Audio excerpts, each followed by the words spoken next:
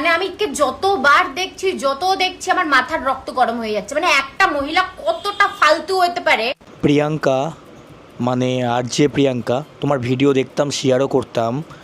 তুমি রত্না দেবনাথ মানে কাকিমা অভয়ের মাকে তুমি বলছো ফালতু মহিলা। না জেনে বুঝে কাউকে ফালতু বা বাজে মন্তব্য করাটা উচিত না। পুরো ভিডিওটা দেখোনি, অনেকটা স্ক্রিপ্ট করা রয়েছে। তুমি যতটুখানি ভিডিওটা লোকের সামনে তুমি দেখালে বা লোকের সামনে যেটাকে তুমি দেখাতে চাইছো, হ্যাঁ জানি না, একটা মেয়েহারা মায়ের যন্ত্রণা জানো কতটা কষ্টের। এনার এই একই প্যানপ্যানানি কথাবার্তা, এবার তো একটু স্ক্রিপ্ট চেঞ্জ করো কাকিমা। তো বলি তুমি তো বুঝবে কীভাবে, তোমার বয়স তেমন না বোঝার। তোমার ওই ক্যামেরার সামনে এসে সবাই বকবক করতে পারে, সেই দিনটা কি গেছে তার মধ্যে বা আজও তার মধ্যে কি হচ্ছে একমাত্র উনিই জানেন।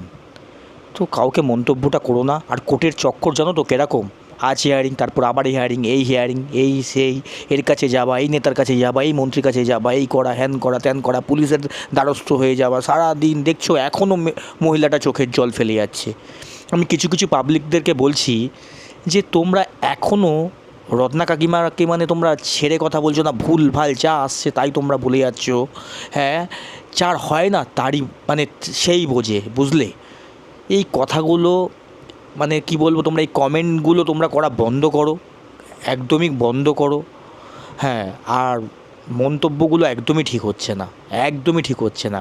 উনি বলতে চাইছেন যে উনি একটা অন ডিউটিতে ওনার মেয়ে হসপিটালের চার দেওয়ালের ভেতরে ছিলেন, তাতেও এরকম হলেন। যা হচ্ছে সেগুলো তো একদমই কি বলবো জঘন্যতম কাজ। এনকাউন্টার বলতে কি ওই বলছে না, ওই সকালবেলা নিয়ে যাব রাত্রিবেলা খরচ, ওই সকালবেলা নিয়ে যাব তো বা রাত্রিবেলা নিয়ে যাব তো সাথে সাথেই খরচ করে দিতে হবে এদেরকে। এদের মতো মানুষ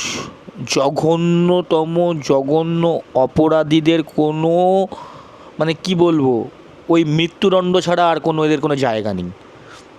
এবং রত্না কাকিমাকে তোমরা ব্লেম দেওয়া বন্ধ করো। আজকের অন্তত তোমরা নাম শুনেছো, এমনি এমনি কেউ জেলে যায় না। তীর্থঙ্কর ঘোষ এমনি এমনি জেলে চলে গেল না দোষ করলে। হ্যাঁ, ডিম এমনি এমনি পাবলিকরা এমনি এমনি খেপে রয়েছে। তাহলে কত ক্রাইম, কত জীবনে কত ইয়ে করেছে। অভয়াকে সাথে সাথে পানিহাটি শ্মশানে পুড়িয়ে দিচ্ছে এমনি এমনি। তার জন্য বলছি, না জেনে শুনে মন্তব্য করো না, কাউকে ভুলভাল কথা বলো না। চলো রাখছি।